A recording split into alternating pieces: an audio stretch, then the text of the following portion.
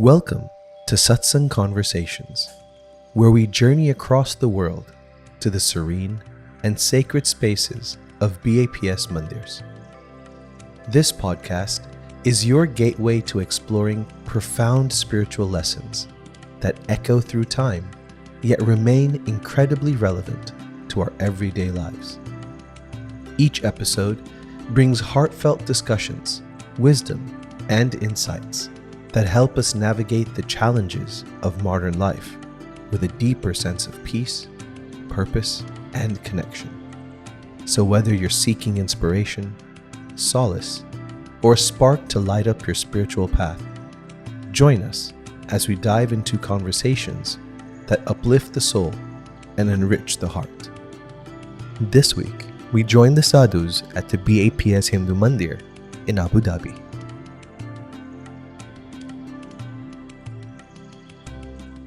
The Vachanamrut that we're going to read is Gadhada section 1, number 70.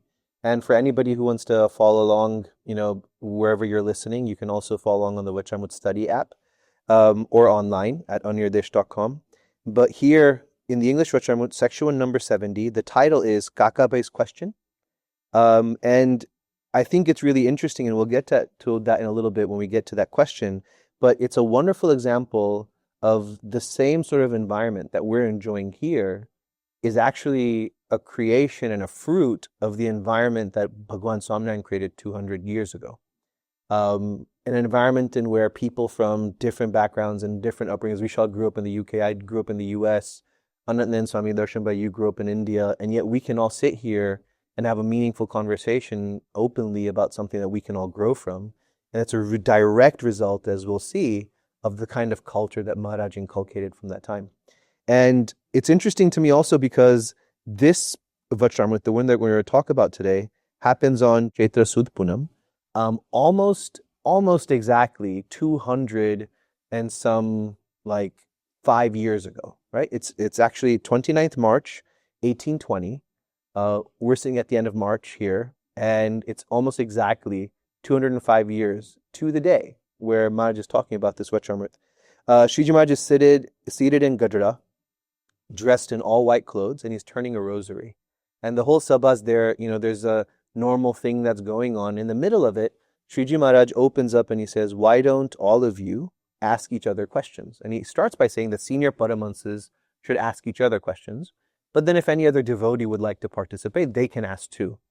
And it's something that Param Tattva Swami referred to in the first episode of these Satsang Conversations about how there's this very inclusive way that Maharaj does the transfer of knowledge, taking kind of that Socratic method of saying, if we ask questions and if we have a curiosity for spirituality, as opposed to having spirituality that's enforced upon us, it really forms a way for us to kind of get involved. And so Maharaj does that here, and he opens those questions up. And the first person that's noted here for asking a question is Kakabhai, who's referred to in the Vachanamrut as a kind of senior landholder within the community.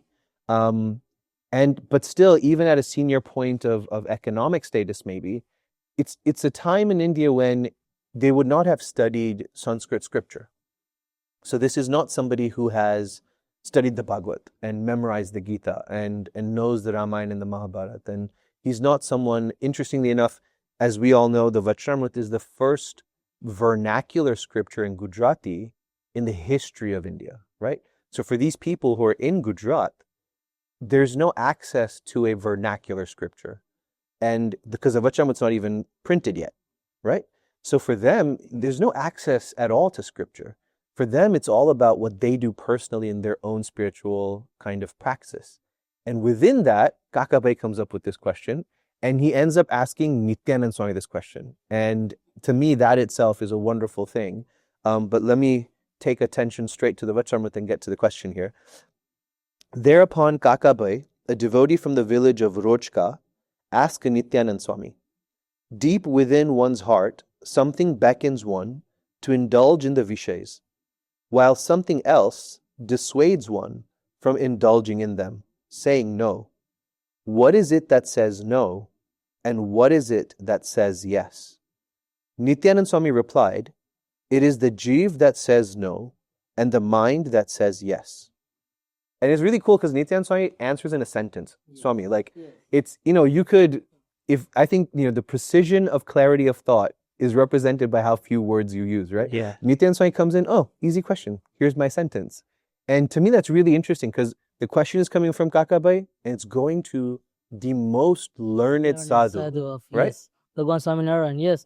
So I would like to add a point here, as you mentioned earlier, that this is really something unique about Vachanamrut and Swaminarayan Sampradaya altogether, that the smallest of a person who hasn't had any kind of formal education in any of our scriptures, leave alone Sanskrit, I don't think he had a better education of Gujarati even, but still he could ask someone who is so much learned, like a person like Nityanand Swami, who could be one of the most learned sadhu of Swaminarayan Sampradaya. So if you look at the life of Nityanand Swami, he has studied all the scriptures, right from the Ved to Bhagavad Gita, to Ramayana, Mahabharata, Bhagavad Puran, all the Purans, Upanishads. He has studied them all. Not only studied them, but he has defended Swaminarayan Sampradaya whenever there was a need for the defending. Be it Junagadh, be it Umret, be it Vadodara or Ahmedabad. He has participated into Shastrarth. That means discussion of scriptures. Debate, yeah, exactly. And it was funny because he used to go to these debates with like many carts or something like that. 7 carts, exactly. So Sayaji Rao Gaikwad was knowing about Nityanand Swami and how scholar he was. So Sayaji Rao Gaikwad told his scholars, what about Nityanand Swami is there for the debate? I know none of you would be able to stand before Nityanand Swami. What would you do? So they had the answer for this as well. They told, Nityanand Swami is not going to be part of this debate. And Nityanand Swami right now, he's in Vadodara. So of course, there is no way that he'll be participating into the debate in Ahmedabad. So Sayaji Rao Gaikwad came to know about the ill intentions of these scholars. Sayaji Rao Gaikwad told them, okay, fine, no problem, you can go. But there's a condition. If you go there, if you lose, I'll stop all the payments or all the salaries that I give you. The term for that is Varshasan. That the salary, the annual salary that I give you, I'll stop them if you lose there. Those scholars said, no, fine, we're fine with that, because we know Nityanand Swami is not there, then we are the winners. Same time, Sayaji Rao Gaikwad sent one of his messengers to Nityanand Swami and told him, go participate in the debate. I will write to the Acharya of Ahmedabad that he should be allowed to participate into this debate. And this is the time when Nityanand Swami went with 7 carts of pustaks, with 7 carts of scriptures with him. And he went there, he participated in the debate, and he defended Swaminarayan Sampradaya. This is who Nityanand Swami was. And now Kakabhai is asking something to a scholar of this level. It's like somebody walking down the street having instant access to the specialist or the master of the subject. And it's interesting, I didn't know, like Sayaji Gaikwad as a king is aware of Nityanand Swami. Like that, to me, is something unique, right? Like it's one thing for us within the sampradaya or within an organization to say that somebody's knowledgeable or something, but like they have at that time, Gujarat itself is not a political unit. There's different kingdoms, and cross kingdoms, he has fame, right? Yes. Outside of the sampradaya. Yes. So Nityanand Swami gives this answer in a sentence, simple statement of fact. It's this belief that the Atma is always pure, it's eternal, and it is unperturbed, it's not distracted or disturbed or desirous of these things. And the man, which is itself made up of the Mayic matter, would naturally have an inclination towards Maya. And then Maharaj has something else in mind though. So Shriji Maharaj then said, allow me to answer that question. From the very day we began to understand and realized who our parents were, they have indoctrinated into us the following. This is your mother and this is your father. This is your paternal uncle and this is your brother. This is your maternal uncle and this is your sister. This is your maternal aunt and this is your paternal aunt.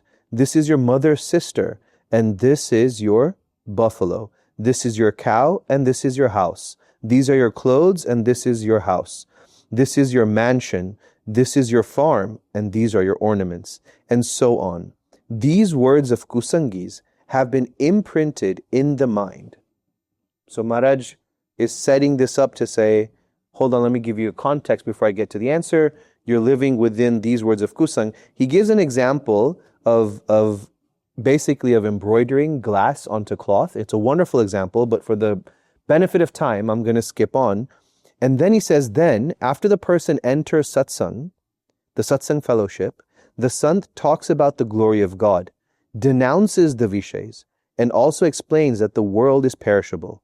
Thereby, the words and the sight of the sant dwell in the person's mind. Analogously, then, there are two armies facing each other. So, he kind of gives a different answer here, right? Yes. He's saying that the Atma and the Man, as Nityanand Swami has said it, may be true, but he answers it with context. He doesn't say Nityanand Swami is wrong. Yes. So because Maharaj did not say Nityanand Swami is wrong, I'm not going to say Nityanand Swami is wrong. And when I travel, I don't have 7 carts of books behind me, so I'm not going to claim the same amount of intelligence, right? And so he's not wrong, but I think what Maharaj is putting forth, if I'm correct, is that Shriji Maharaj is trying to say that there is a different approach here that can be taken. Ultimately and ontologically, the Atma is separate. But under ignorance, the Atma lives inside of the body, understanding itself to be the body, right? There's this false identity that's created. And for people living within that false identity, there's a different answer, right? So until I achieve the spiritual state where I can realize that the Atma and the body are different, until I achieve that state, I'm living in a state where my mind and myself feel to be one. And so Kakabhai is asking a question from that state. So Maharaj meets him at his level. And I think that is something I find to be very wonderful about the way Maharaj approaches enlightenment and approaches satsang, right? Is to say, I'm not going to just dictate to you, and if you get it, you get it, and otherwise, too bad. Like I did my part. He comes down to our level to understand the question from our level and then answer in a way that we can relate to and that can be prescriptive for us, right?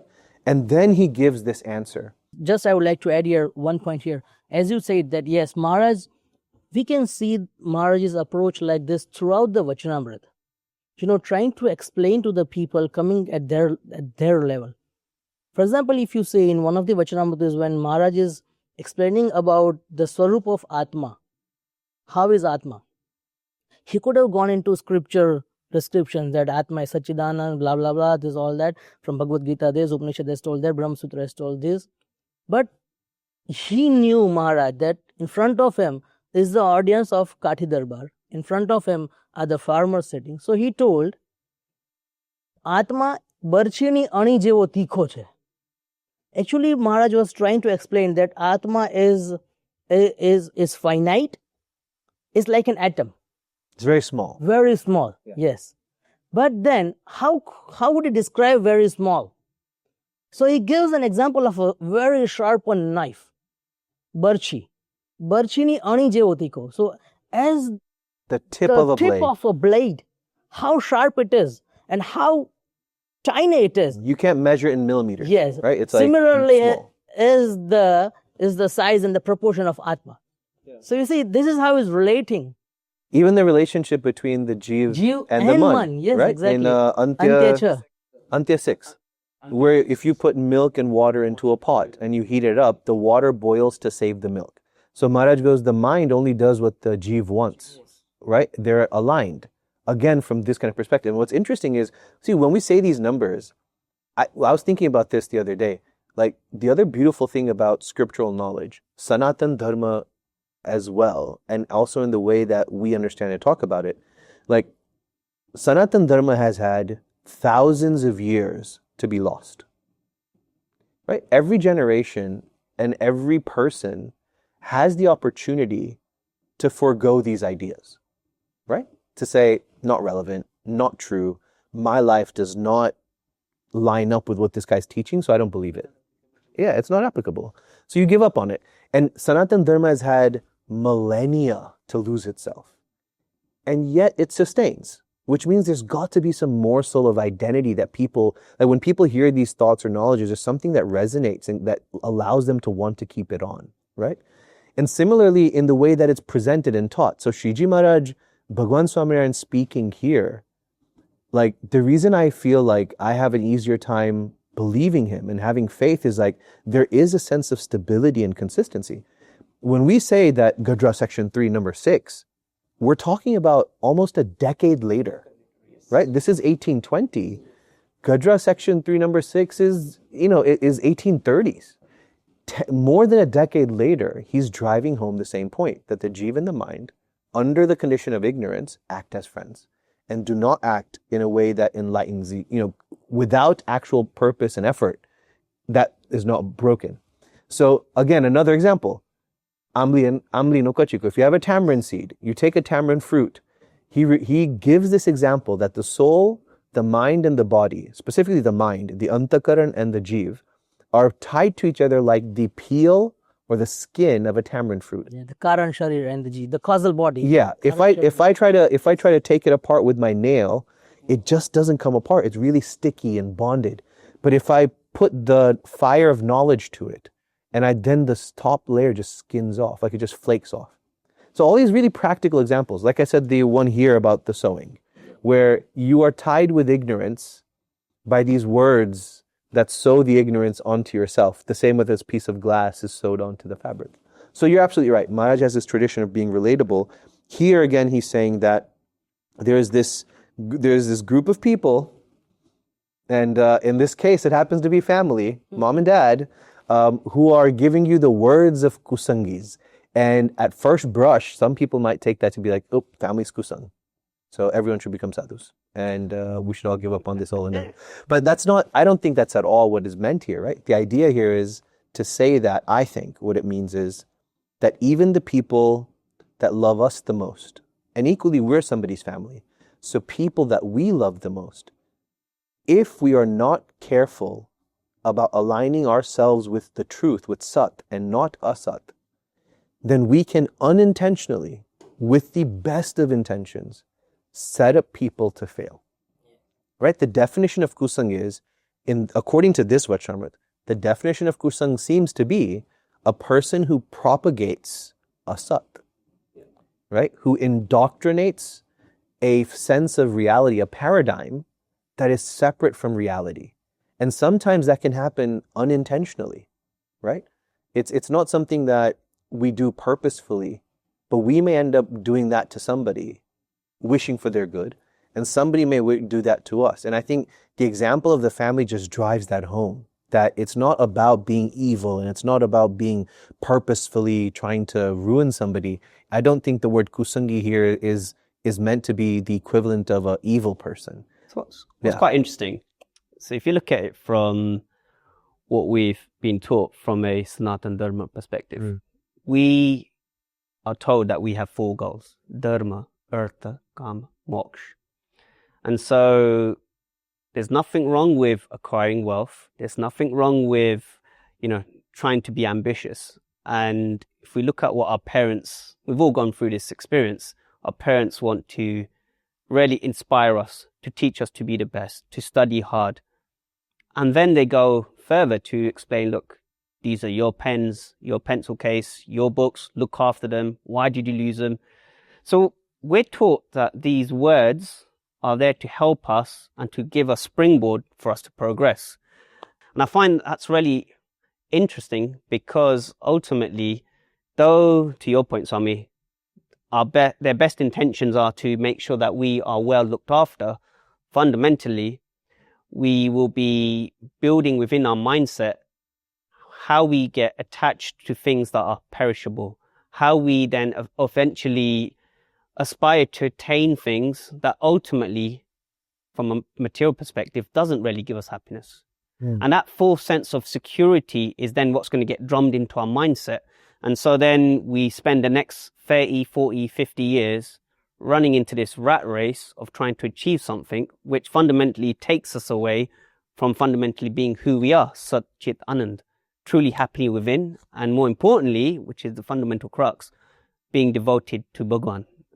So I think that's the separation that we need to maybe try and understand. So on one side, the goals that are religion They're teach valid us. goals, but they have a perspective and a timeline. Exactly. Yeah, I think the other way of looking at it, and you can tell me if I'm wrong about this, but fundamentally what it seems like is we all tend to guide each other. And I don't mean this because I don't want to make it about, what somebody else does to us. I think it's equally each of us doing it to ourselves and to others. But what we forget is we do all of those calculations on a very small time scale. Like we have a very limited worldview. So it's like you said, dharma, arth, kam, moksha, all four purusharths are valid. They're great, but each of them has a different timeline and each of them has a role to play in a greater purpose. Very famously, the way we've always understood dharma, arth, kam, and moksha is to say dharma is the foundation. It's the righteous conduct. It is the principles and the value system that should inform everything we do. And based on that dharma with righteous principles, you gain the means, which is artha, and what we simply translate as wealth, but really it's means. You gain the means to then fulfill kama, which are your ichhas, your desires and necessities. I would not just say desires, but also your necessities. And you do all of that to achieve a place of balance from which you can then focus, because you've done all of this righteously on the foundation of dharma, to attain moksha. So each of them has a purpose to pay, but the ultimate purpose is moksha. And so it's like, for me, I read that as, yes, a kind of linear progression of one leading to the other, but I also see that on a time scale. That what ends up happening is it's like, okay, look, I have this person I'm responsible for. And this person is asking me career advice. So I have a worldview of plus 10 years or plus 20 years max. I mean, if I have that, it's like a blessing, right? But maximum like plus 10 years. And so with the best information I have, Vishal's in the econ market, so he goes online and he looks up what the latest business news is about each industry, and then he says, look, beta, you have to study this and do this because I guarantee you 5 years from now, AI is going to be doing this, this, and this, as an example. So we have that perspective, we have a timeline in mind, and we can speak on that. The thing that is really hard for us to do, because of the way we program ourselves, is to think of a greater timeline. And because of that lack of perspective, we're not able to speak both in the short term and long term. And there is somebody who can do that. And that is a enlightened person, a satpurush or a sant, which is what Shriji Maharaj basically refers to, saying, but when you come to satsang, the sant starts telling you, look, there's this thing called God, by the way, in case you didn't wake up to it, and there's this thing called eternity, and you are the Atma, and these things that you keep relying on are all transient, and they cannot be the foundations of an eternal peace. So he adds that perspective. And that's what I think is the magic of the Satpurush, where in Bhagwan Swami Maharaj today, some kid can write a letter and say, what should I study? And the answer he will get will be an answer that solves his question in two timelines, in the short term and then over the long term.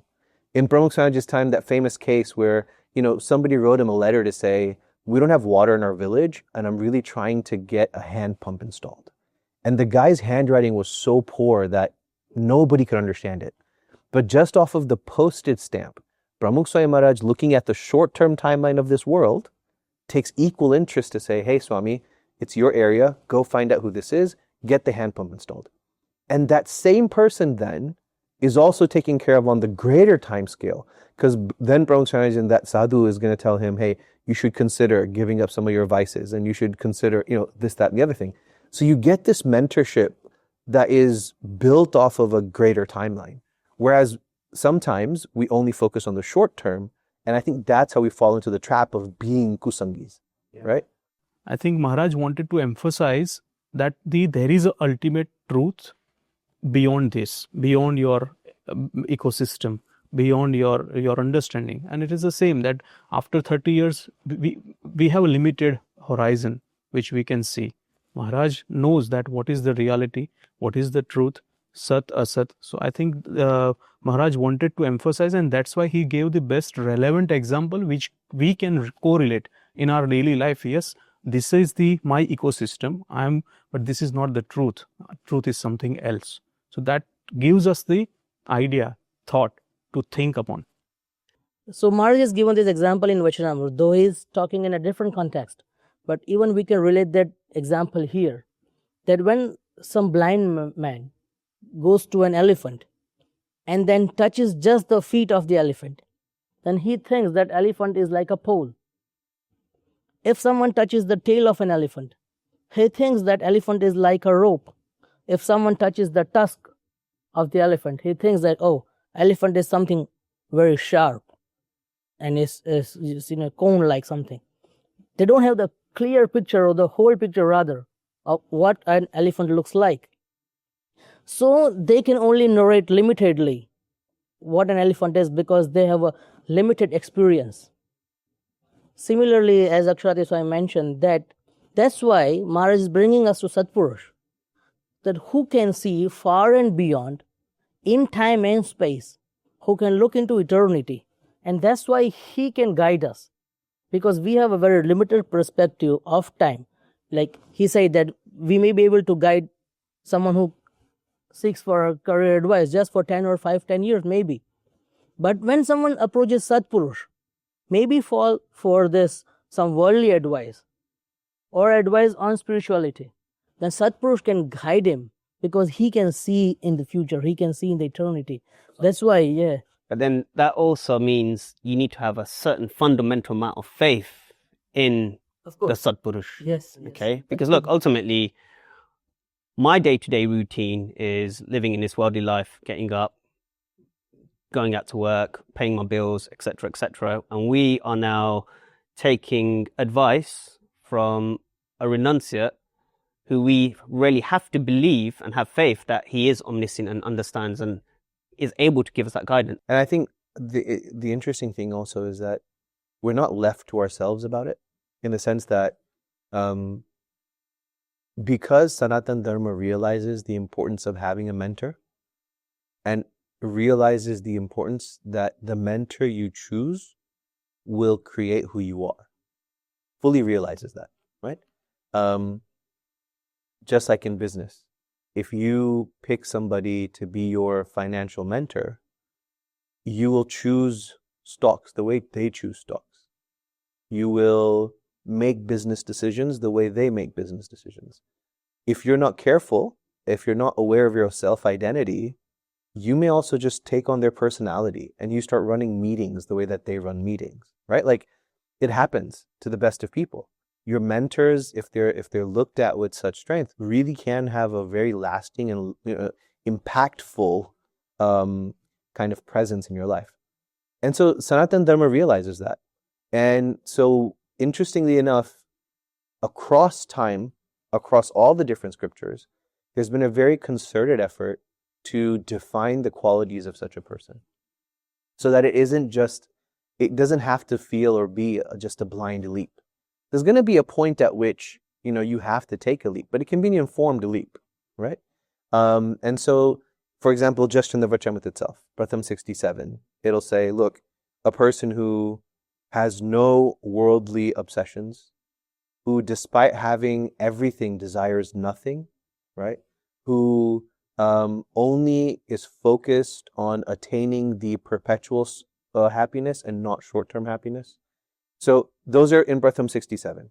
You go to Pratham 54, and it says a person who practices dharma and righteousness fully, who lives according to the knowledge of the Atma and not as the body, who himself is fully devoted to God, and who has Vairagya, and so meaning a lack of, again, obsession with worldly desires or consumptions. You go to Pratham 27, and it says that, listen, this is a person who is humble beyond humble, because having as much power as he has, he tolerates the insults of the simplest of people. If there's somebody it's like, imagine a beggar walking up to a king and slapping the king, and the king does nothing.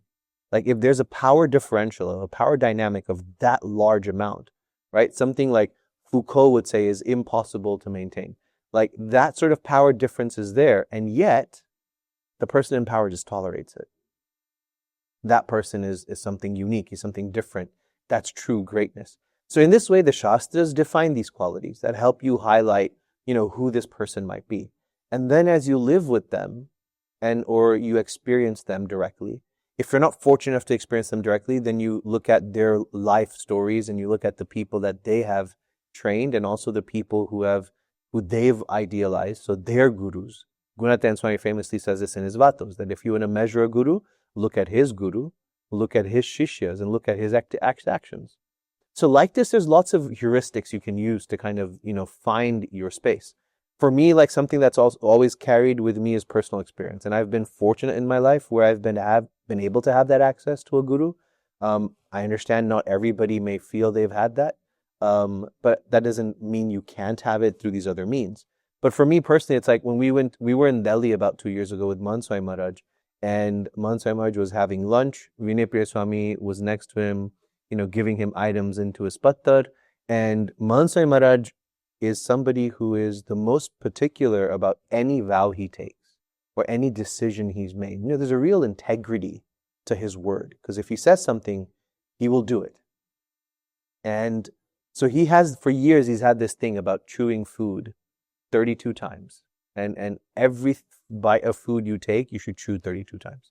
Such a small thing, right? Which doctors tell everybody. And I mean, clearly people like me don't listen. But he's really got integrity about it. So he was having these like boiled mung or mung beans. And so he's having this boiled food, which you or I would be able to do 5 bites at the most. Like after that, there's no point in me chewing now. But he was chewing 32 times. So we're going through this meal, and in between, he's like, he's kind of sighing and he's yawning. And so I'm thinking like, he's bored. He's bored of eating. And for me, that is something I cannot imagine. Boredom in eating. I cannot be happy with the food, but that's not boredom. And I could be really enjoying it, and that's not bored. There's no such thing as being bored of food. And so I jokingly said to Vinay Priya Swami, who prepared the food, because, we studied together in Saranpur. So I said, Vinay Priya Swami, like, if you make something worthwhile, then Mahant Swami wouldn't be yawning. He wouldn't be bored. And Mahant Swami Maharaj, it's just the 3 of us there. And Mahant Swami Maharaj, and maybe there's somebody like in the distant corner of the room, but Mahant Swami Maharaj turned to me and he goes, no, he'd make anything I ask. I just don't want anything. And like, that is such a simple statement, but is at the heart of why what Maharaj is saying here is relevant. Why does the Sant not feed us ignorance? Because he has no reason to feed us ignorance.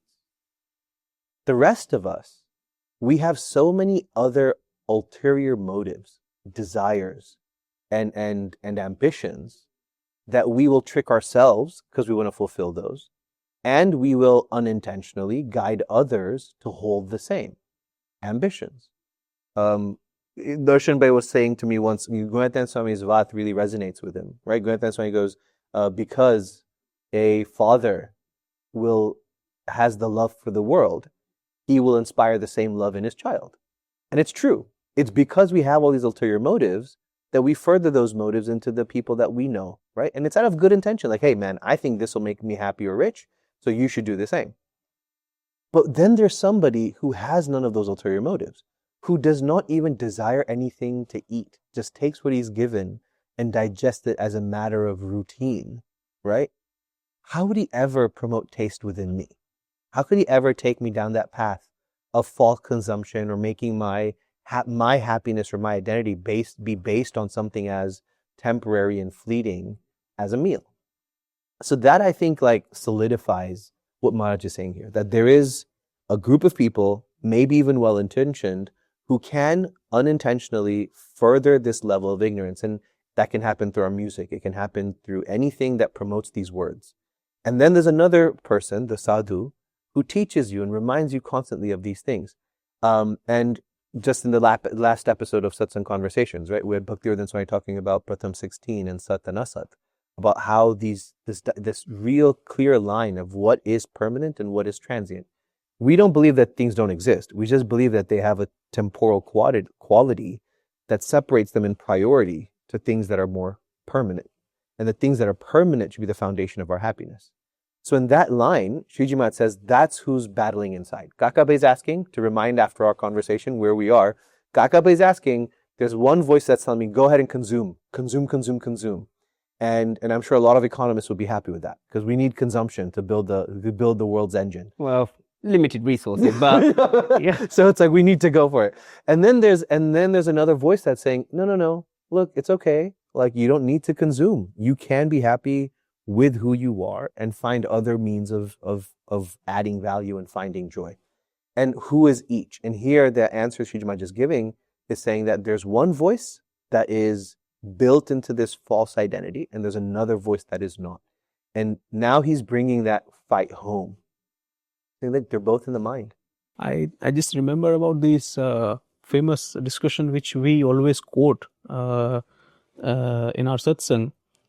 When Dr. Swami was being asked that what made you decide this to become a sadhu, or living this bright career in those days, right? And how could you, even a person who has studied science, who was a doctor, and MBBS in the 50s and 60s, right? Yeah. And the answer was very, very simple but very firm. He said, I consider Yogiji Maharaj as a Sacha Bola. Right? So he had that faith, and look at now. A faith in honesty. So look at now his position, his sadhana, his life. It is in front of our life, right? We have seen it. And what he has achieved by believing by believing in Yogiji Maharaj, that in Yogiji Maharaj's honesty. It's a path with firm results. Yeah. Proven results. Proven results. Very true. So Shriji Maharaj is setting up this situation where there's a mental battle and there's two armies. And so in describing that, Shriji Maharaj says, in the same way in the person's antakaran, which is our mind, they're the forms of the kusangi standing armed with their weapons, the panchvishays, as well as the form of the sant standing armed with the weapons in the form of words, such as God is satya, the world is perishable, and the vishays are false. A mutual conflict thus exists between these two sets of words. When the force of the kusangis prevail, a desire to indulge in the vishays arise. This is the direct answer. When the force of the sant prevails, the desire to indulge in the vishays disappears. In this way, there's a conflict within the antakaran. Right? This is what Shriji Maharaj is giving as the direct answer. Now, at the end of this, Kakabhai, and he goes on to reference a couple of things, and then Kakabhai asks him, he goes, but how do I make sure that the sant wins? And Shriji Maharaj replies, he says, the kusangis residing within and those residing externally are both one. Also, the sant residing within and the one residing externally are both one. Now, the force of the internal kusangis increases with the nurturing of the external kusangis. In the same way, the force of the sant within increases with the nurturing of the sant residing externally. So this is, he's saying that what we consume will build us. Then Kakabhai goes, yeah, but okay, so this fight's going on. But what if, like, one guy, the guy who, like, wins the battle, whose sant side always wins, I get it, like, he's sorted. But the guy who's kind of fleeting, sometimes the sadhu wins, sometimes the vishays win, sometimes the sadhus win, Still in the battle. He's still in the battle. In the process, yes. What happens to him? And Shriji Maharaj, to me, I think, this is where I think Maharaj just wins me over. Like, Shriji Maharaj says, if in the process of such a fighting, he wins, then all is well and good. But if while fighting, he does not give in to his opponents, despite their attempts, and if he were to die at that time, would his master not be aware of his valiant efforts? Does the king not know the battle of the soldier?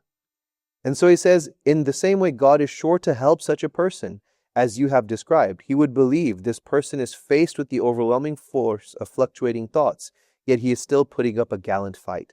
Therefore, he deserves to be congratulated. Realizing this, God does help him. For this reason, then, one should remain carefree. And to be honest, I like the Gujarati word better. It's also there in Hindi and in Urdu, in other words, befikar. It's such a more like poetic word and has such a depth of meaning. Befikar. There's like a carefreeness, a carelessness that comes with it. But here, remain carefree and not worry in the least. One should continue to worship God in the same fashion, keep the sant predominant, and stay away from the kusangis. Shriji Maharaj thus replied in a joyful manner. And from the Vachanamrut, I think I will stop here because I think there's a lot there that we can all kind of discuss and consider in our discussion. Because to me, I'll break this down into 6 parts. They're not distinct ideas; they kind of relate to each other, but just to kind of help us have a notion of what we're talking about. Number 1, Shriji Maharaj says there's 2 armies, and the armies are of knowledge and ignorance, and the weapons of those armies are words and deeds. Right? So he's defining very clearly here those 2 voices. This is not an angel-demon situation. This is not so it's not divine inspired or a divine test sort of situation. This is not a Jivan Mun situation. This is a knowledge and ignorance situation. And the knowledge and the ignorance, the Sat and the Asat, as supported by words and deeds, that's the fight. Number 1. Number 2, he says, what you consume externally feeds the army inside. Point 2. Point 3, therefore, choose the Sant, choose Satsang, which means what? You have a choice. Make sure you choose what you consume because it feeds the army. Number 4, if you choose the Sant, victory is yours. Your victory is guaranteed. So then, number 5, don't give up the fight. Which is interesting because what that tells us is, as long as you're fighting, you're winning.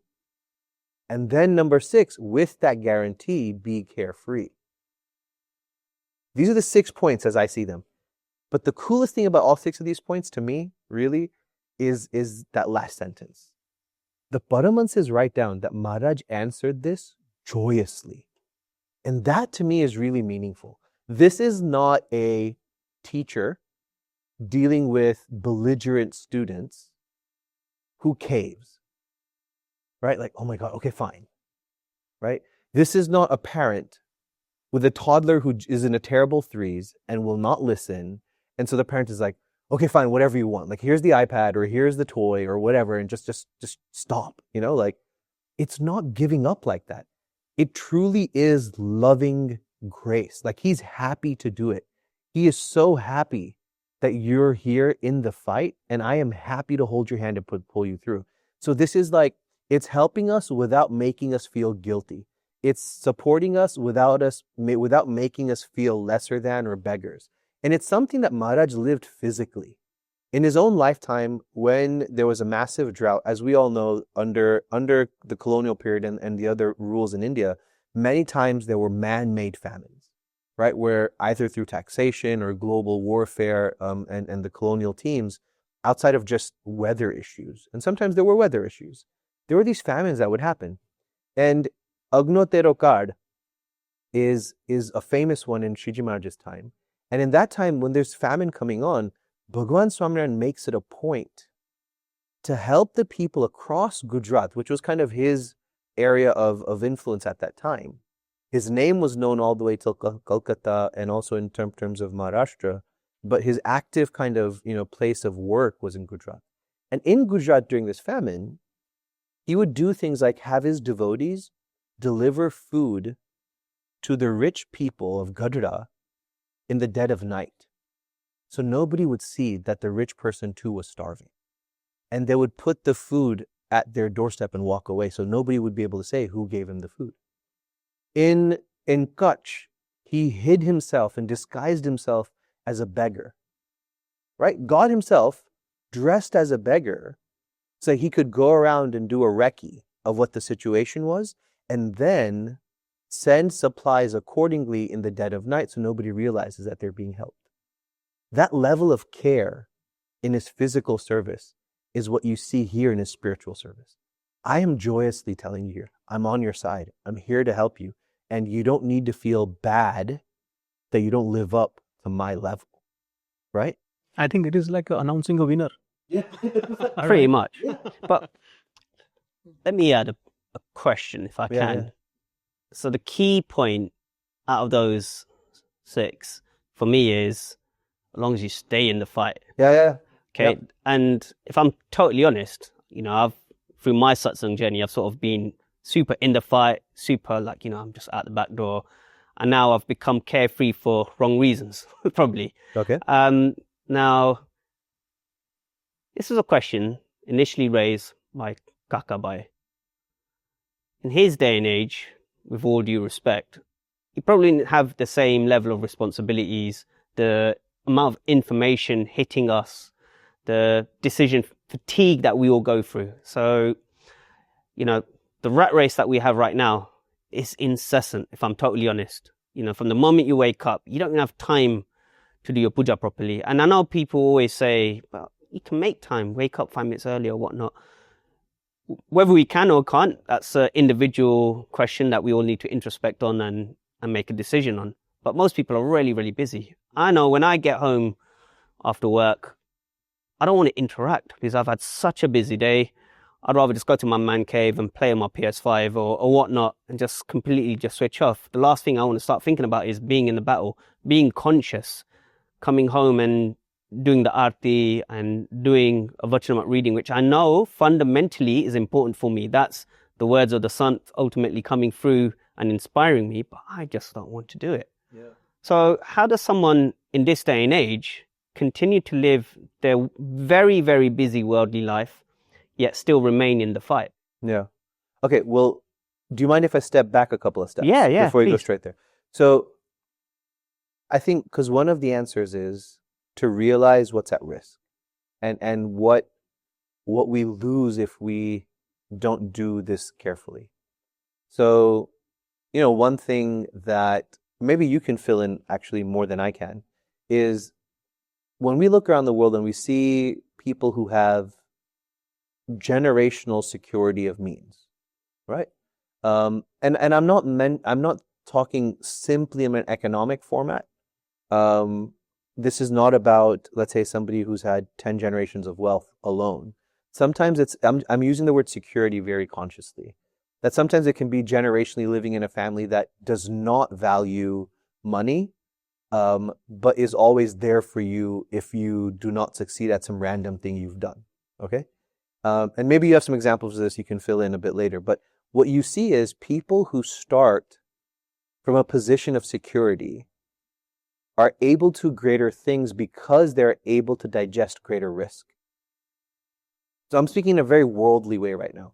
Like the people who jump out of planes and jump off of mountains and do the hardest ski slopes and you know crush the biggest waves are hardly ever people who do not have some sort of security blanket or stability and confidence that is allowing them to take those efforts to grow. And so for me, what is at risk is that security. What Bhagwan Swaminarayan is putting forth here is, if you commit to making conscious choices, despite the effort they take, you will see that there is a security blanket from me that is available to you. Something that will allow you to live with strength, that will allow you to take on the world from a position of confidence and not insecurity, and allow you to do things even greater than what you can imagine today, because half of your energy is going into a fight that it doesn't need to go into. So I think if we understand that first, then your motivations start to redefine. When you see what's being offered, Bhagwan Swaminarayan is putting forth, and actually this part that I skipped is he's using actually this is not just Bhagwan Swaminarayan saying it, he's saying it across millennia, right? He's using the example from the Gita where Krishna Bhagavan tells Arjun is losing, like, you're talking about responsibility. This guy's got the responsibility of a continent lying on his shoulder.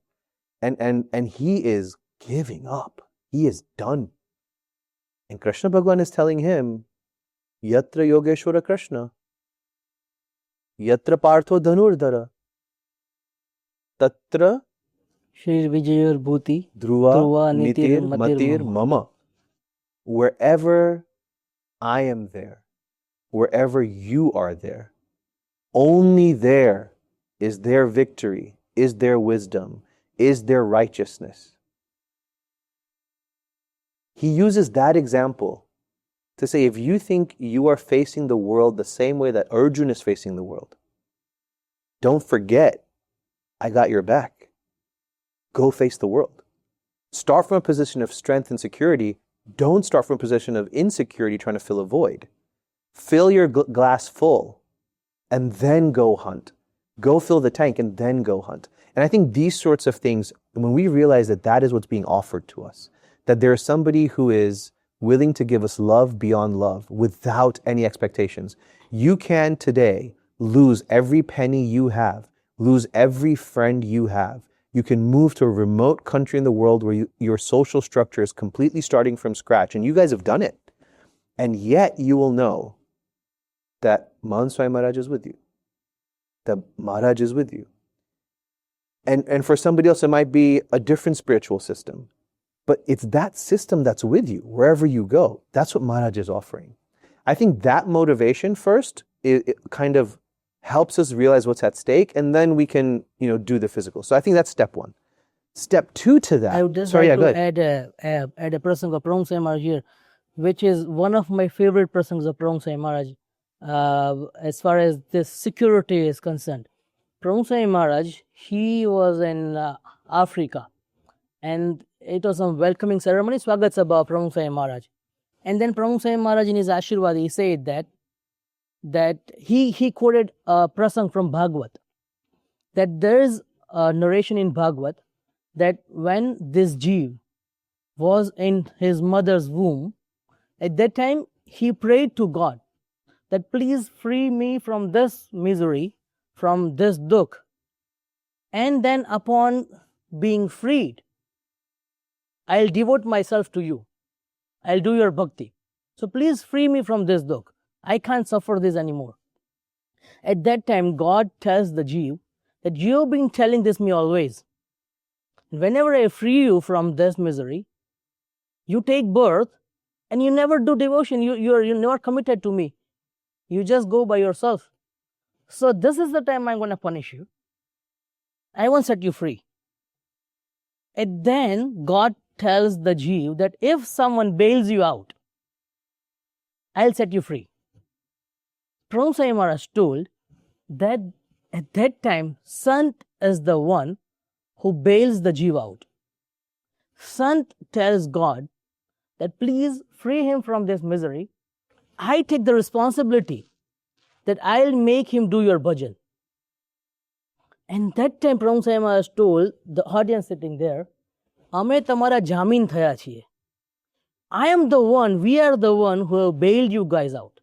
And then he told, when you were in India, Shastri Maharaj, because he bailed you out, he made you do satsang.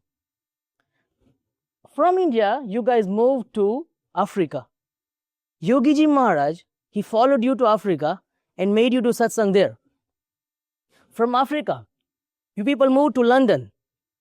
Yogiji Maharaj followed you to London and made you do satsang. From London, you went to America. So we came behind you to America and made you do satsang. And now's the climax. Pramukh Swami Maharaj told that now even if you go to moon, we'll come after you to moon, we'll follow you to the moon, but won't leave you alone. We are the one who will make you do satsang. So who in the world gives this kind of a security? I completely can't agree more on this point. So this is, the safety net, the Satpurush always there for you. So you are the winner. As you said, the winner is declared. And as you say that, the safety that we can even not just pursue our spiritual path, but we can even live peacefully. We can sleep peacefully in the night. The reason is we always have Satpurush at our back. Shriji Maharaj is Vardhan, right? Like this blanket. Shriji Maharaj tells Ramanan Swami on the day that he becomes the head of the faith, right? He tells Ramanan Swami, I don't want anything else, I want two things. Your devotee should never suffer from the lack of food, clothing, or shelter, right? Let me suffer in his place, but don't let him suffer. And the second one, if he's going to feel pain of the bite of a scorpion, let me feel it manifold in every pore of my body, but save him. That sort of love that says, when we say, I got you, what more? Go out there. Go do the things you need to do to succeed in this life because I got you. And I don't have you 200 years ago. I don't have you 500 years ago. I don't have you 2,000 years ago. I don't have you 10,000 years ago. I have you today. I mean, if we continue what Bapa said in Africa, Tame bada Australia gaya. And Mahant Swami is now in Australia. Yes. And like satsang finds you in all of those places. But it's not just that satsang finds you. This is like the point is in your heart, if we all ask ourselves, this is the one static position. You are always insecure in your other relationships. Or I don't want to make a general statement, that's too generalized. But I feel that in many cases, even in our closest relationships, there's a 1% or 5% bit of insecurity that if I cross this line, it'll be a line too far. If I cross this action or if I say this thing wrong, I'm gonna like my best friend is there, but if I do this, he may not be my friend.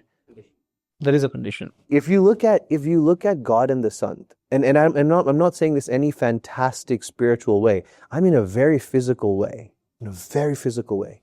Anybody who's ever written a letter to Bhagwan Swami Maharaj and said, I am flawed, what's the response you get? Right? Like, there's no line that you can cross. There's no line you can cross. And I think that is that's the security blanket I'm talking about. That you know in your heart that this is one being. And if we're not spiritually enlightened yet, this is one human being. If you don't understand as Akshar Brahm, you don't understand the eternity of everything. If you understand as a human being, this is one being who just doesn't let go. Doesn't let go. And I think that is the security that you get if we do this. And so then your question is, okay, so great, we want to do it. It's fantastic. And, we all want to kind of walk this path. But then how do we do it? So your question is, how do we do it? And what I'm thinking and proposing is I want to take seriously what you said, because I think it's absolutely true. Kakabhai in his time maybe made 50 decisions or 100 decisions a day. Today, people are making 500 or 1,000 decisions a day. Now, how many of them are significant is open to question, right? But like, you can take micro decisions on every app, like whether you press a heart or not, or whether you do a share or not, or whether you scroll twice or not is a decision. And all these micro decisions, they add up. And you feel like you said, I think, what would you call it? Decision fatigue. Like there's so much to do. So I think there's a number of things that we can do. And I think I'll put them in my head. I think I've come up with like 4 categories of it. The first of it is, you said very correctly, life is at 1,000,000 miles an hour. I think the first thing we have to do is destigmatize caring for yourself and taking the 900,000 miles per hour route instead of the 1,000,000 mile per hour, right? Like, I'm not saying you need to go from 1,000,000 to 0. And what's really cool is Bhagwan Swaminarayan doesn't say that. He doesn't believe in the lack of karma. Krishna Bhagwan tells Arjun, don't tell me you're not going to fight. Because if you don't fight here, you're going to go hunting and do hinsa in the jungle. So don't tell me that you are trying to get to, absolute non-violent, this, that. Like, you are a Kshatriya, you have certain duties, you will fight. But here, fight for the right cause. Similarly, Bhagwan Swaminarayan never tells us to become zero karma. So you don't need to go from 1,000,000 miles an hour to 0. But you should not feel stigma if you have 2 careers and 2 career choices, and both of them give you a salary that keeps your family comfortable, but one of them allows you to go at 950,000 miles an hour versus 1,000,000 miles an hour. Don't feel stigmatized if you take the 950. Like, make the active decision to take choices that allow you to feel holistic happiness and not just singular vector happiness. So that's number 1. Number 2, I think, is make sure that we take the important decisions and give them a sense of schedule and routine. So you gave a great example. Like, if when you get home and then we want to do arti, or have to read the Vachanamrut, and you have to say cheshta, and you have to do thad, and all these bhakti sambandhi kriyas, and each one of those things feels like it takes an effort and a decision. Okay, like which thad to sing, and all these things. And so what you can do there is 2 things. One is to make it a routine and a schedule. And the second is to, I'm taking it as a subpart, is to diversify the load a little bit. So if for example, every day it's 7 o'clock and it's arti. And the Sanstha kind of helps, like organized religion has its benefits. The Sanstha helps by saying, look, the audio is pre-recorded. Yeah. The thad is pre-recorded. You just need to play it, right? So it helps by giving us these toolkits. But the second thing is, if you make it a schedule and a routine, then it's not something you have to keep thinking and choosing. It's already chosen. It's cemented into your schedule. And the second part is diversity of responsibility. So if, for example, you know these are the 3 things you do, then one person in the household can be in charge of the arti, and the other person's in charge of the thad, and the other person's in charge of the ghar sabha, or reading the scripture every day. So that each person is doing one thing as opposed to each person feeling stressed about all 3 things. And so one person can take the leadership and everybody kind of benefits. So kind of spreading the decisions so you don't get decision burnout. The next thing I would say also is to make an active choice to minimize unimportant decisions. What the tech bros do today, right? Like single color shirt, single color pant, they've got 5 of each and that's their week. They're not worried about what matches with what and how, and which pair of shoes and which laces to put on, and there's a whole bunch of other people who may not have the same amount of success, and they're spending their entire savings buying 4 pairs of laces to go on the same white shoe so that they can match it to 4 different pairs of jeans, right? Like those are 2 lifestyle choices, and one person is choosing to use their decision-making energy for productive decisions and not get distracted with minor decisions. So things like that, having some sort of simplicity of attire, having some sort of simplicity of food, so that there's not a constant battle in the household about what we make on which day, right? That takes away a lot of stress from the family, a lot of decision making. Having simplicity, like in your phone, are there apps that are sucking up your time and your decisions per day? Like if you imagine that you had if you had a currency, a bank account of decisions, like which app is sucking out 300 micro decisions that doesn't need to? Like, if there's an app that's making me do 300 things in 2 hours, toss the app away, right? Like, don't put it on your phone, delete it. Desubscribe, unsubscribe from things. Uninstall apps, do those sorts of things. And it's okay if you slip up and maybe add them back in a couple weeks, and then a week later you decide again, it's a cycle, no problem. But at least you're making the effort of having those conscious moments of stepping away from that, because that will bring the number of decisions down to focus. But if we want to focus on one takeaway from today, because there's still probably 100 things we could talk about, is do first things first. Do first things first. So if you know you're going to get decision fatigue, if you know there's 5,000 decisions you need to make in a day, let's do the important 5 things first thing in the morning. They'll set the right pace for the rest of the day, and then we won't have an excuse for not doing them later. And interestingly, when we look around the world today, we see kind of the repackaging of the spiritual wisdom that's always been taught to us. Yeah. And it's stuff that I have been told to do. I still don't do very well. You have to do the 5 mansis at certain times. You do the 5 artis, you do this, you do that. And it's all been told to us to do it this way. Puja Atma Swami and other Vadil Santos teach us about Sankhya Vichar, Atma Vichar, Mahimano Vichar, Praptino Vichar, Rajapano Vichar, Sabandho Mahima, these 6 thoughts that we're supposed to have. And all of this is told to us, it's taught to us, they've systemized it, and we're just kind of like, whatever. But the thing is, you now look out into the world and you see the same things packaged under science and well-being, and everyone's doing it. Exactly. Today, research is showing, if you start off in your morning with meditation, dopamine, serotonin go up. Cortisol response, first 45 minutes of your day, your body starts ramping up cortisol so that you can manage the activities and the stress that's bound to come to you throughout the day, right? Specifically because our bodies are still made for cavemen, right? We've conjured a world now with technology that is much more comfortable, but our biochemistry is still very much animalistic. So our body accepts that as soon as we wake up, we're gonna have to run. Like something's gonna be chasing us, or we're gonna have to go hunting because we're gonna be starving and thirsty. We're gonna have to go find a river to drink from. So we're like, boom. So cortisol first 45 minutes necessarily spikes. But if there's no way of mitigating that to the reality of where we are today, it can spike unhealthily and then you're stressed. Meditation, proven, practiced by Aetna Insurance and these guys in their workplaces, first thing in the morning takes that cortisol spike and just kind of mellows it out. Research telling us prefrontal cortex doesn't wake up right away in the morning. You live much more animalistically. But if you want to wake it up and you want to activate it, if you want to increase its mass and thickness, meditate in the morning.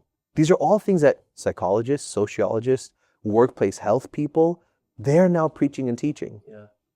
And so then it makes you think like, oh yeah, maybe, satsang wasn't so wrong. Maybe first thing in the morning, I should do these 3 things. And so if we address that, what I want all of your help to kind of do is, I want to propose kind of 3 things, right? That first thing in the morning, even if it's right in bed, when we were little kids, they used to tell us, like, first thing in the morning, you should think of Maharaj or Swami in the morning for a few minutes. But to help give it some structure, what I would say is like, step 1, if you want, in the morning, and many of us do this as taught by our gurus in our puja, is to start with affirmation and alignment, right? Make sure that we are reminding ourselves of our true reality first thing in the morning.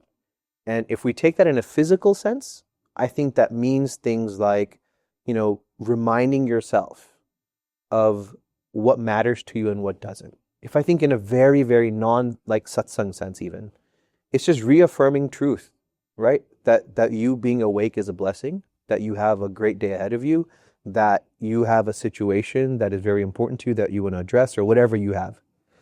In satsang terms, I think it adds a lot of meaning when you say, align yourself to your core reality, which is, I am Satchidanand Atma. I am definitionally happy. I am eternal. Like, I start the day happy and I can only work my way down. Like, I'm not filling a void. I'm starting full. Like, that reaffirmation and that alignment with truth of saying that the rest of this world, Sankhya Vichar, that the rest of this world is temporary. My body is temporary. My mind and my thoughts will also waver. I don't believe the same thing today that I believed when I was 6 years old. Like, my ideas can also change. They come and they die. The one thing that doesn't is my consciousness. My Atma is true. That is reality. That affirmation of reality, we call Atma Vichar and Sankhya Vichar. In English, it's just this affirmation that I am happy. I choose to be happy. I'm starting my day happy. And that I am eternal. And I am full. And I can only go down from the morning. I cannot go up. So my job is now to protect myself in the day, right? Second thing, So I would like to add one thing here. So I think that's the reason why Bhagwan Swami Maharaj told that when we start our puja, we should recite in a way that we could hear ourselves, that Aksharam Aham Purushottam Dasosmi. Yes. This is exactly what Bhagwan Swami Maharaj has told us to do, start our day with, that I am Akshar and I am the Das of Purushottam. Yeah. So that's exactly the thing that you are telling, the reaffirming the truth. My true form is Akshar. And my true form is I am Das of Purushottam.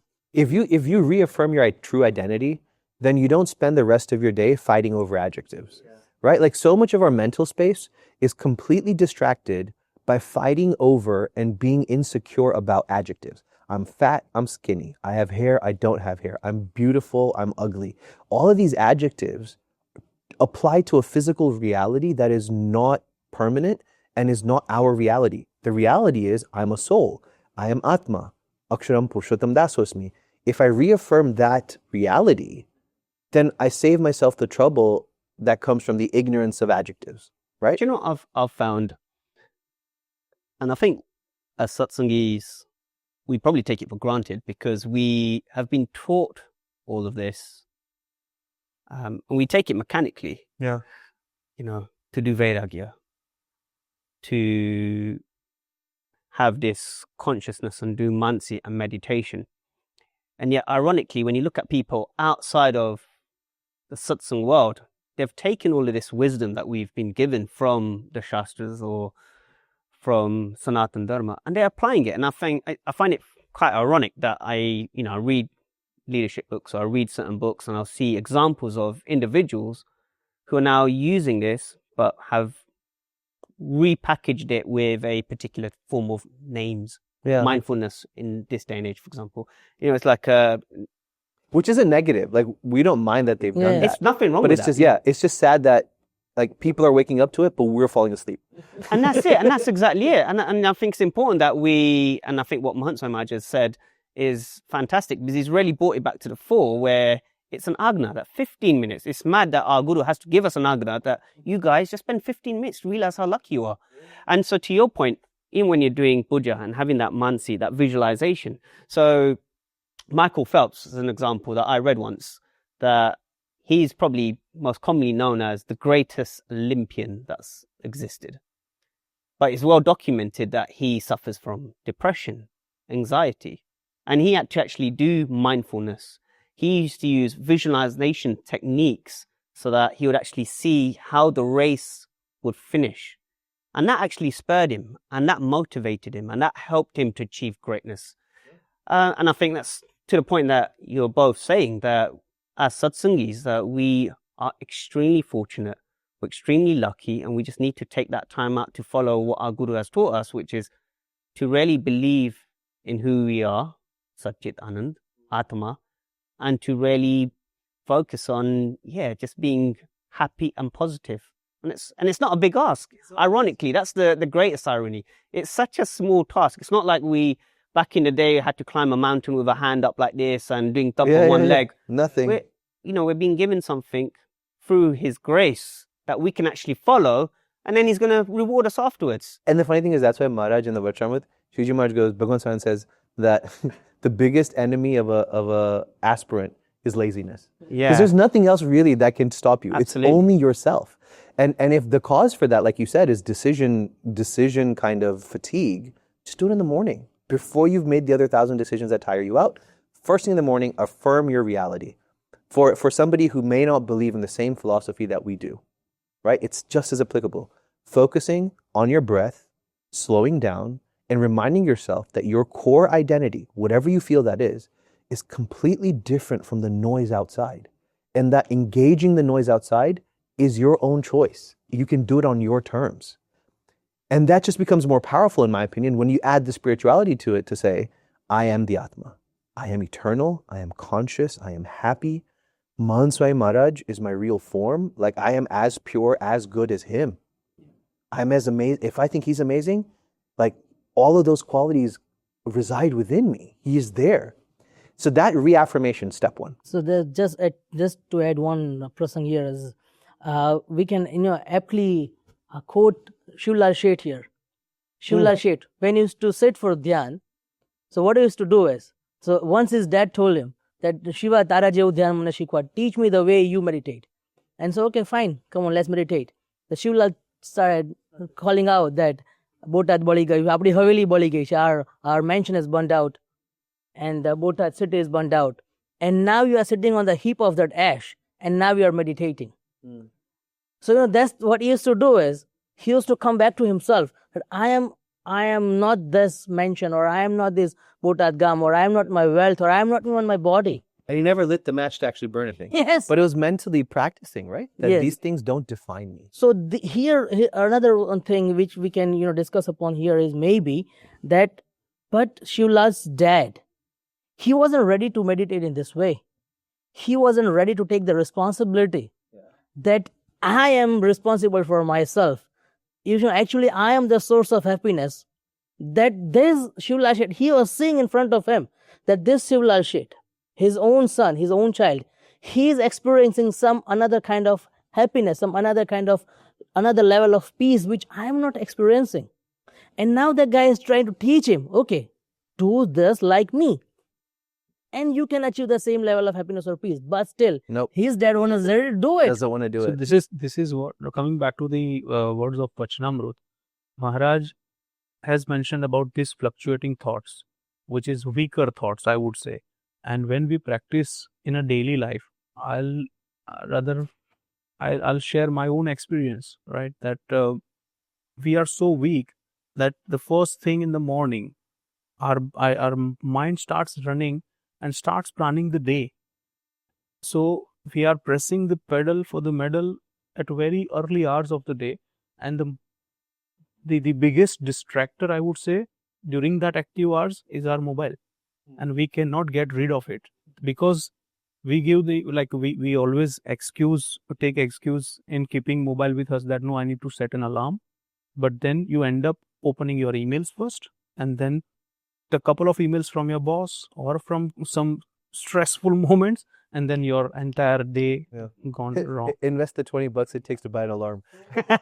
And charge your phone in a different room. Different room. Keep Yeah. it aside. The small habit. So I think we need to form a habit, and we need to realize here that if we want to, like Shivlal's dad, he wanted to, but he could not have that courage to burn out everything. So the difference is there only, that wish and action. So if we really feel that yes, we want to energize ourselves with the positivity, affirmations, praptino vichar in the morning, we need to start forming the habit. We need to take it like, we need to form bring it into our hygiene. And once it is in the hygiene, in the morning hours, we identify distractor, keep away those distractors, and focus and make it as a habit. Then I think it will start giving us the fruits of it. When you're saying putting it in the hygiene, you mean like doing it while you're showering and brushing, and it's like part of your normal daily normal routine. Normal Like routine. I'll give you an example of Mahatma Gandhi, right? That when he could memorize entire Bhagavad Gita while brushing his teeth on a routine days. During the day, he was of course occupied, busy, but he found that time. But there was a wish to memorize. So if we want to achieve, we want to make our morning powerful, I think that's where we need to identify those distractors, keep them aside, and identify such routines where we can, develop some positive habits. That could be the reason that Gadhada Swami, when he used to do Kathavarta in the morning before assigning the sevas, he won't assign the seva before the Kathavarta.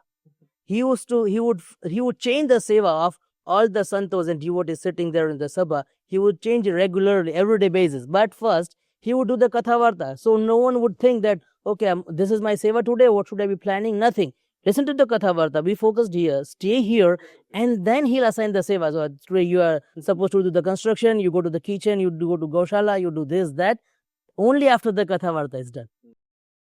When I think about life in general and how people perhaps follow their day-to-day routine and eventually ambitions, we've seen so many people try to, attach happiness to wealth and material being, and that's why everyone sort of hankers after it and they don't think about anything else. And we're all, I guess, victims of our experience to some extent, but then we're also... and surroundings, yeah.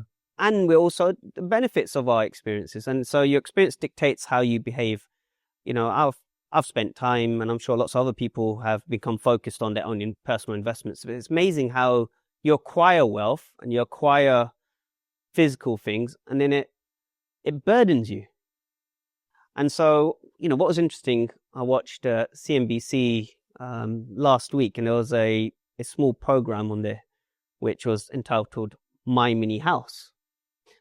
And it was the idea of a lot of people now who are moving away from, we've all heard about minimalism, but people actually consciously making the effort of living in smaller houses, smaller spaces, so they don't need to be burdened by all these attachments and these different items that they have.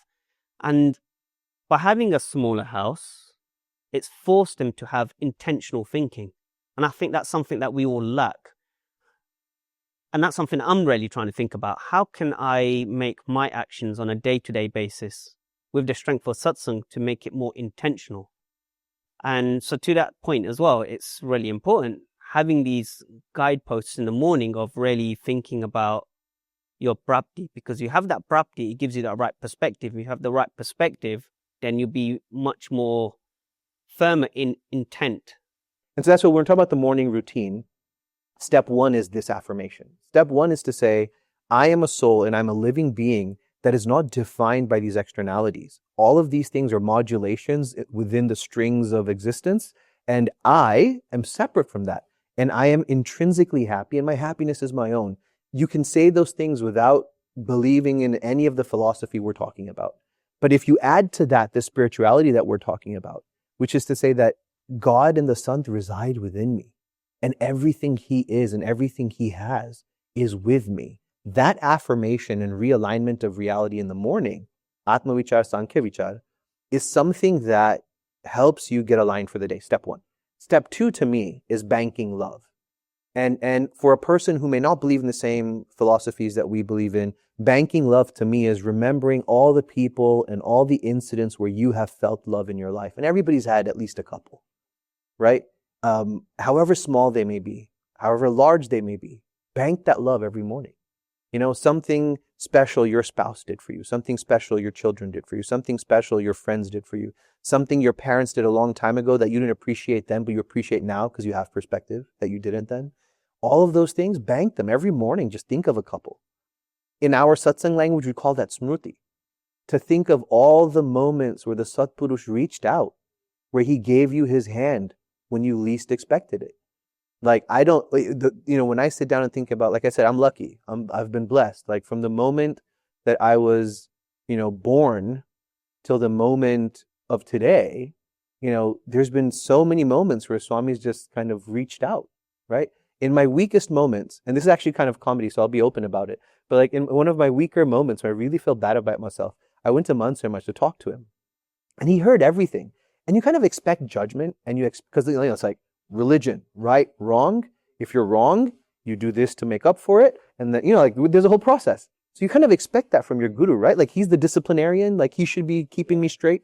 So you go to him and you tell him all these things, you're expecting some like discipline or something. And of course, you will get that in some other kind of way. But in that moment, his answer to me was, have you ever been in a New York cab? I said, yeah. He goes, when you sit in a cab and you're stuck in traffic, the wheels don't turn, but the meter's on.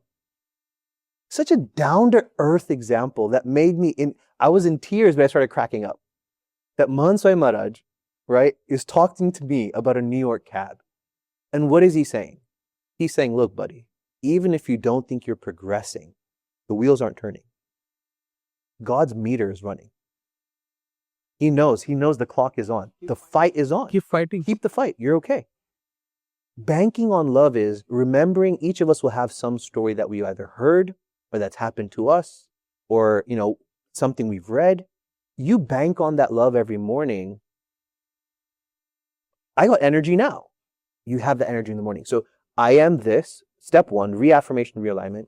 Step 2, bank on love. Bank all the love you can. In a worldly way, with all the family and friends you have. In a spiritual way, on top of that, the source of that, which is God and the Son. And then the third one is gratitude. That if I am this, and if I have all of this, man, I am grateful. And I really think that what Mahant Swami is saying in Prapti Novichar, you mentioned it earlier, is tied to this idea of gratitude. Like, we can think of God's greatness, we can think of the Son's greatness, but the gratitude is, I am blessed to have him. Like, talking about, it's that statement, 2 birds in a bush versus 1 in the hand. The 1 in the hand is better than 2 in the bush. It's that sort of thing. Prapti Novichar is identifying the fact that it's in your hand. You're not talking about these 2 birds that are beautiful and singing on a tree. You're talking about the one that's in your hand. It's here. And that level of gratitude, again, in a non-religious way, in a non-spiritual way, it applies just as well, counting all the things that have gone right. There was a young person who came up to me just last week, and we're having this conversation about how he felt less than, and he felt like he wasn't making it, and he felt he wasn't doing good enough, and all these things. And I said, look, man, it's good for you to have dreams, and it's good for you to want to do more. And I'm happy that you are recognizing some things you can improve. I said, do you realize you've probably spent more on clothing than your father did in his entire life? Like, you are not in some backwards level of poverty. You have brought your family forward. You have moved economically forward. It may not match up to the latest Instagram trend that you've got stuck in your head, but you're not bad. Count your blessings, right? And when you start doing that, that gratitude sets your day on the right foot. Because like I said, now you start from strength and you don't start from insecurity. In the spiritual sense, it's counting the Satpurush's moments in your life and being grateful for satsang, being grateful for life, being grateful for his prapti, and being grateful for having a constant that will not leave you. We talked about that earlier, that it's the one constant that does not leave. If we start every morning with these 3 things, then to what Darshan Bhai was saying earlier, you don't start, hitting the pedal to the floor on an empty tank. Because usually that's what we do. Instead, now you can take whatever happens in your day, starting from a position of confidence, of security, of high energy, And on top of that, with, as we were talking about earlier with the biology, greater dopamine, serotonin, less cortisol, and all the biological and neurological, benefits that come with it. So I think, look, there's a lot here that we can talk about, but if we take the essence of this Vachanamrut, I think it comes to saying, let us be carefree. Not careless, but carefree. Let us have the strength and confidence that comes from, knowing that God is on our side. Yatra Yogeshwara Krishna. Wherever God is with us. Victory is ours. All I have to do is stay in the fight. Because fighting is winning. And the results otherwise don't matter. So I really, really appreciate all of your time. Really appreciate the conversation we've had. And I hope we can continue this, to help each other progress. Thanks again, all of you, for making the time. Jai Swaminarayan.